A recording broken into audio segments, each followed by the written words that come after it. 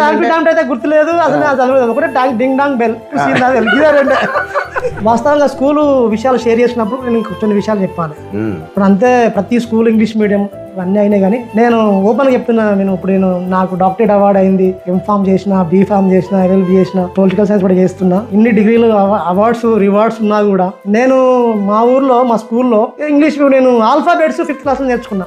Ding dong bell to see in the well అని ఒక poem ఉండే. అది తప్ప మనకి ఏ రైమ్స్ రావు.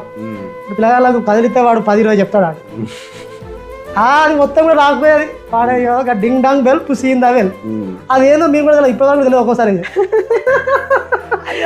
అప్పుడు చాలా వరకు బట్టి పట్టేటోళ్ళు, దానికి మీనింగ్ తెలియదు. నాకు కూడా ఎన్నో రోజుల తర్వాత అది కానీ హంప్టీ డంప్టీ కానీ నాకు హంప్టీ డంప్టీ అయితే గుర్తులేదు అసలు చదవలేదు ఒకటే ding dong bell to see in the well.